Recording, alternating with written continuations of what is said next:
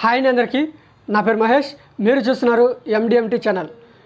ఈ ఛానల్ని ఎవరైతే సబ్స్క్రైబ్ చేసుకోలేదో వాళ్ళు తొందరగా సబ్స్క్రైబ్ చేసుకోండి. అట్లాగే మీ అభిప్రాయాన్ని ఈ కామెంట్ రూపంలో తెలియజేయండి. అట్లాగే నచ్చితే షేర్ చేయండి, లైక్ చేయండి. ఓకేనా? సో ఇప్పుడు డైరెక్ట్గా మనము వీడియోలోకి వెళ్ళిపోదాం.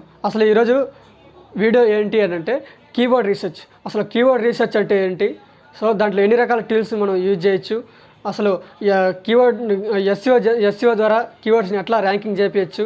ఓకేనా? సో అట్లా అసలు వేరే ఎలాంటి కీవర్డ్స్ మనం తీసుకోవచ్చు. ఓకేనా? సో అలాంటి డీటెయిల్స్ అనేవి ఇప్పుడు మనం ఈ వీడియోలో తెలుసుకుందాం. ఓకేనా? సో నెక్స్ట్ డైరెక్ట్గా మనం వీడియోలోకి వెళ్ళిపోదాము. సో అసలు కీవర్డ్ రీసెర్చ్ అంటే ఏమిటి, అసలు కీవర్డ్ రీసెర్చ్ అంటే ఏంటి అని అంటే, ఇప్పుడు ఒక బిజినెస్ ఉందనుకోండి, ఒక బిజినెస్ని ఆ బిజినెస్కి సంబంధించి బిజినెస్ సంబంధించి వెబ్సైట్ గూగుల్లో మనం వెబ్సైట్ ర్యాంక్ అవ్వాలి అని అంటే ఈ కీవర్డ్స్ అనేవి ఒక ఫౌండేషన్ లాగా అనమాట, పునాది లాంటివి అనమాట. ఓకేనా? సో ఫర్ ఎగ్జాంపుల్గా ఇప్పుడు మనం ఇల్లు కట్టాలి అని అంటే బేస్మెంట్ ఎలాగా పునాది అని అంటారు కదా. సో ఆ పునాది ఎలాగైతే ఉపయోగపడుతుందో, సో అట్లాగే ఈ వెబ్సైట్ని మనం గూగుల్లో ర్యాంకింగ్ చేయాలంటే ఈ పునాది లాగానే అనమాట ఈ కీవర్డ్స్ అనేవి. అలాగా వీటిని యూజ్ చేస్తారనమాట.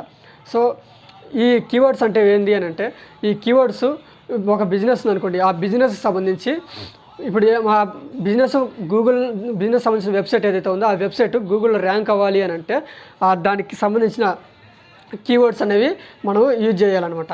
ఆ కీవర్డ్స్ యూజ్ చేయడం వల్ల అది ఆ బిజినెస్ని మంచిగా మనము గ్రోయింగ్ అనేది మనం చేయొచ్చు. అట్లాగే బిజినెస్ని మంచిగా మనం ఆ బిజినెస్ సంబంధించిన కీవర్డ్స్ని మంచిగా ర్యాంకింగ్ చేయవచ్చు. దీని ద్వారా మంచిగా లాంగ్ టైంలో మనకి రిజల్ట్స్ అనేవి కూడా బాగా వస్తాయి అన్నమాట. ఓకేనా? సో ఇది ఇట్లా అనమాట. సో అసలు దీంట్లో ఎన్ని రకాల కీవర్డ్స్ ఉన్నాయి, అసలు కీవర్డ్స్ అన్ని మనం ఎట్లా తీసుకోవచ్చు అంటే, ఫర్ ఎగ్జాంపుల్గా గూగుల్లోకి వెళ్ళి మనం గూగుల్ సెర్చ్ బార్ ఉంది కదా, దాంట్లో సెర్చ్ బార్లో ఫర్ ఎగ్జాంపుల్ ఒక రియల్ ఎస్టేట్ కంపెనీ గురించి మనం తెలుసుకుందాం ఇప్పుడు. సో అసలు రియల్ ఎస్టేట్ కంపెనీ ఉందనుకో, best real estate company in Bengaluru, లేదంటే best real estate company in Hyderabad, లేదంటే best real estate company near me, real estate company near me, real estate company in India, real estate company in Manipur, real estate company in Ooty. ఇట్లా మనం కొన్ని keywords అనేవి మనం search చేస్తాం. So search చేసినప్పుడు ఒక keywords అనేవి సెర్చ్ చేసినప్పుడు మనకి కొన్ని రిజల్ట్స్ అనేవి వస్తాయి అన్నమాట. సో ఆ రిజల్ట్స్లో 3 రకాల రిజల్ట్స్ అనేవి మనకు వస్తాయి. ఫస్ట్ ఒకటి స్పాన్సర్ యాడ్స్ వస్తాయి, నెక్స్ట్ గూగుల్ లిస్టింగ్ వస్తుంది, నెక్స్ట్ ఆర్గానిక్ రిజల్ట్స్ అనేవి వస్తాయి మనకి. ఓకేనా? సో ఈ ఆర్గానిక్ రిజల్ట్స్ ఏవైతే ఉన్నాయో అవి వచ్చేసి వాటిని ఎస్ఈఓ ద్వారా మనము చేయొచ్చు అనమాట. కీవర్డ్స్ని యూజ్ చేసి మనం ఎస్ఈఓ అనేది మనం చేసి గూగుల్లో మంచిగా అనేది మన వెబ్సైట్ని ర్యాంకింగ్ అనేది మనం చేయించచ్చు అనమాట. ఓకేనా? సో ఈ విధంగా అనేది మనం కీవర్డ్ రీసెర్చ్ అనేది మనం చేస్తాము. అట్లాగే దీంట్లో ఎన్ని రకాల టూల్స్ అనేవి ఉన్నాయి, సో దాంట్లో కూడా మనం ఏ విధంగా చేయొచ్చో మనం చూద్దాం ఒకసారి. దీంట్లో చాలా రకాల టూల్స్ అనేవి కూడా మనకు గూగుల్లో అవైలబిలిటీగా అయితే ఉన్నాయన్నమాట. సో ఫర్ ఎగ్జాంపుల్ వాటిలో ఒక 4 టూల్స్ గురించి మనం తెలుసుకుందాం ఈరోజు. ఒకటి కీవర్డ్ ప్లానర్. ఓకేనా? సెకండ్ వన్ హెచ్రల్స్, ఓవర్ సజెస్ట్, షమ్రస్. సో ఇట్లా కొన్ని టూల్స్ అనేవి మనకు ఉన్నాయి. సో వాటిలో కొన్ని ఫ్రీ టూల్స్ ఉన్నాయి, అట్లాగే పెయిడ్ టూల్స్ అనేవి ఉన్నాయన్నమాట. సో వాటి వల్ల ఏమవుతుంది అంటే, ఇప్పుడు ఫర్ ఎగ్జాంపుల్ ఇందాక మనం చెప్పుకున్నట్టుగా best real estate company in Hyderabad అని టైప్ చేసినప్పుడు వాటిలో మళ్ళీ ఆ కీవర్డ్స్లో కొన్ని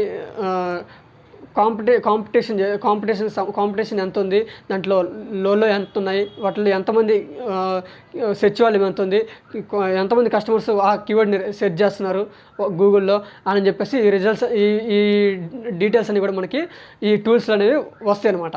ఓకేనా?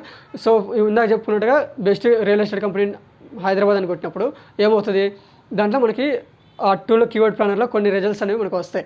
సో దీంట్లో మనకి చాలా 3 రకాల రిజల్ట్స్ అనేవి మనకు వస్తాయి అన్నమాట. ఒకటి high competition search volume, next medium search volume, next లో సెర్చ్ వాల్యూము. ఇట్లా 3 రకాల రిజల్ట్స్ అనేవి మనకు వస్తాయి. వచ్చినప్పుడు వాటిల్లో ఎంతమంది కస్టమర్స్ సెర్చ్ చేస్తున్నారు గూగుల్లో. ఓకేనా? కస్టమర్ అనే కాదు, ఎవరైనా సరే గూగుల్లో ఎంతమంది సెర్చ్ చేస్తున్నారు, ఓకేనా.